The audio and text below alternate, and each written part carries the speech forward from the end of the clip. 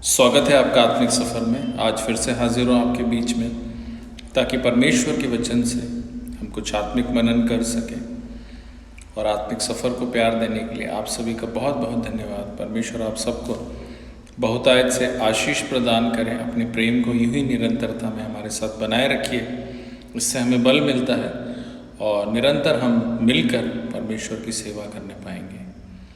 पिछले दिनों में हम रूत की पुस्तक का अध्ययन कर रहे हैं और उसके प्रथम अध्याय की कुछ प्रमुख बातों को हमने देखा था कि कैसे एक परिवार के निर्णय परिवार को प्रभावित करते हैं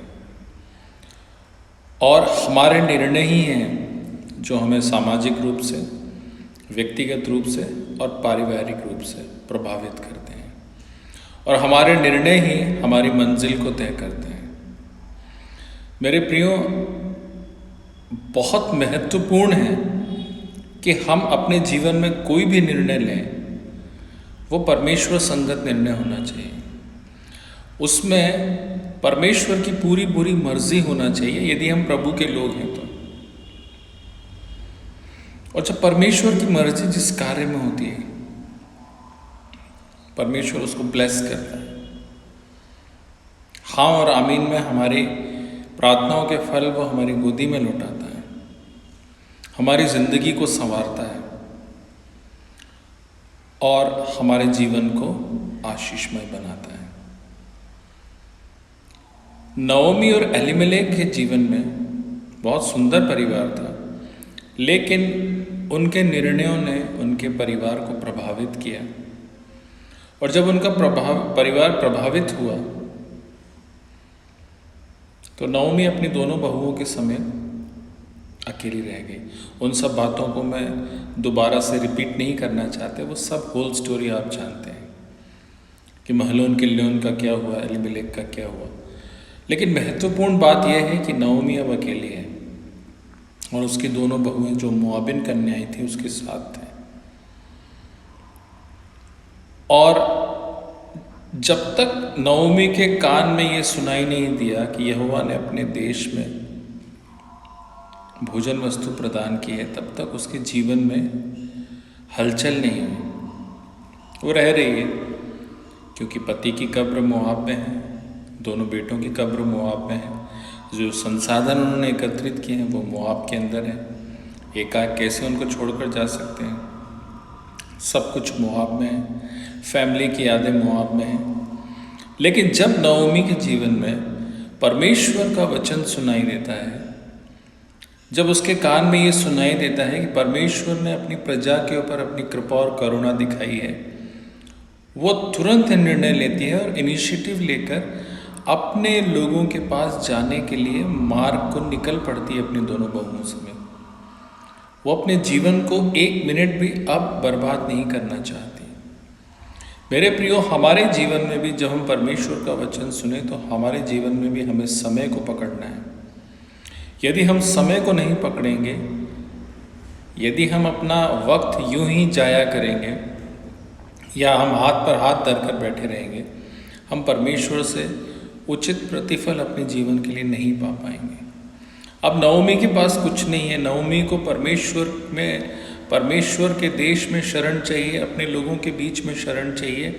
अब वो यहोवा परमेश्वर के पास शरण मांगने के लिए अपने पूरे जीवन को अर्पित करना चाहती है कि किसी रीति से उसकी ज़िंदगी संवर जाए, क्योंकि उसके निर्णयों ने उसके जीवन को प्रभावित किया है और परमेश्वर जो है उससे नाराज़ है।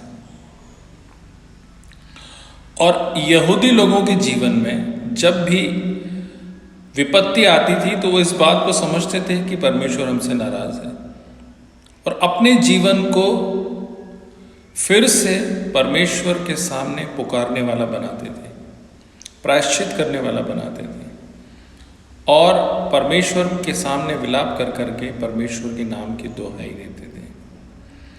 नओमी के दूसरा निर्णय ने ही नओमी के जीवन की कहानी को बदल दिया और नओमी को न केवल आशीषित किया, न केवल उसके वंश को आगे बढ़ाया, लेकिन रूत के समान पूरा समर्पण करने वाली एक बहू भी, एक साथी भी उसको दिया। मेरे प्रिय,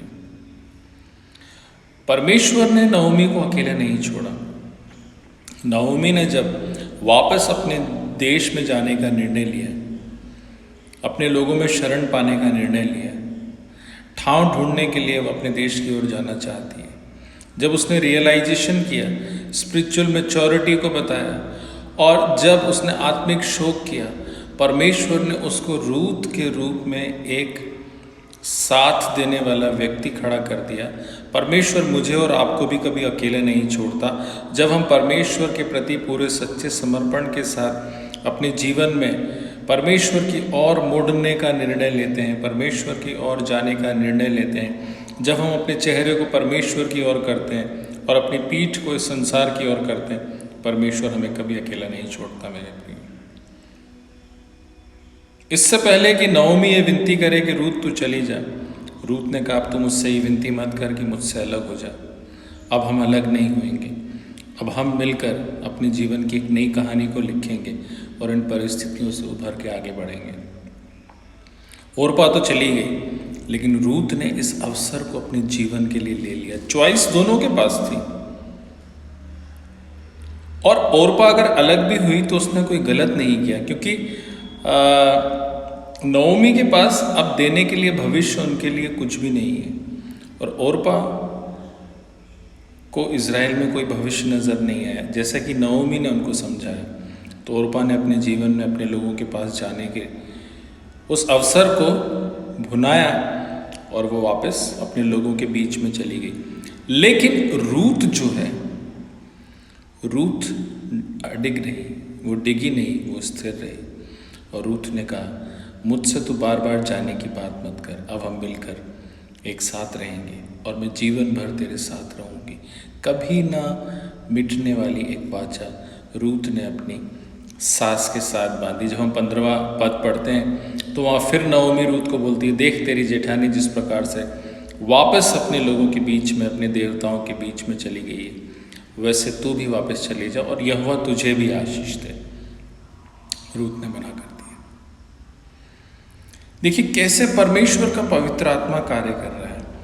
नओमी को रियलाइजेशन दे रहा है, नओमी को आत्मिक शोक दे रहा है, नओमी अब परमेश्वर की शरण पाने के लिए आगे बढ़ रही है, और वही परमेश्वर रूत को उभार रहा है कि नओमी के साथ एक कदम आगे बढ़े और हमेशा नओमी का एक सहायक बनकर उसके साथ रहे। रूत के देखने का नज़रिया बदल गया। रूत ने सोचा होगा, मैं ऐसा महसूस करता हूँ कि अभी अगर सबसे ज़्यादा ज़रूरत किसी को है तो वो नओमी को है, क्योंकि नओमी के पास रहने के लिए कोई भी नहीं है, वो बेसहारा है और उसको मेरे सहारे की ज़रूरत है। और परमेश्वर ने जो आत्मा, परमेश्वर की आत्मा ने जो रूत को उभारा, ये परमेश्वर का कार्य था, ये कोई सामान्य व्यवहार नहीं था। आप यूं ही अंधेरी तराइयों में नहीं चले जाते, आप यूं ही अपने जीवन में घाटे की इन बातों को नहीं सहते, आप यूं ही अपने जीवन को बर्बाद नहीं करते। जब आपको आपके भविष्य के बारे में नहीं मालूम, आप यूं ही अपने कदमों को आगे नहीं बढ़ाते। लेकिन परमेश्वर जब आपके जीवन में कार्य करता है, परमेश्वर जब आपके जीवन में आपके आत्मा को उभारता है, तो हम उन सभी बातों में आगे बढ़ते हैं जिनमें दुनिया पीछे छूट जाती है, जो वो कभी कर ही नहीं सकती। और सामान्यतः ये बातें कोई नहीं कर सकता अगर परमेश्वर हमारे जीवन में उस आत्मा को ना दे तो। आज भी कई लोग अपने जीवन में अपने सब सुख सुविधाओं को छोड़कर परमेश्वर की सेवा करने के लिए अपने जीवन को अर्पित करते हैं, जिस प्रकार से कि रूत ने किया। रूत ने अपनी सास से वाचा बांधी, देख तू जिधर जाएगी उधर मैं जाऊंगी, जहाँ तू टिकेगी वहाँ मैं टिकूंगी, जो तेरा परमेश्वर होगा वो मेरा परमेश्वर होगा, और जहाँ तेरी मृत्यु होगी वहाँ मुझे मिट्टी दी जाएगी और वहीं मेरी मौत होगी। कितनी सुंदर वाचा रूत ने अपनी नओमी के साथ बांधी। और जब नओमी ने देखा कि रूत अब चलने को स्थिर है, तो नओमी को साथ लेकर दोनों अपने देश की ओर आगे निकल पड़ी और अपनी कहानी में एक नए मोड़ को लेके आए। और ये मोड़ क्या है, हम आगे आने वाले समय में चर्चा करेंगे। रूत की वाचा को आप और अध्ययन करें, परमेश्वर आपको आशीष प्रदान करें। मिलते हैं नेक्स्ट वीडियो में, तब तक के लिए जय मसीह की।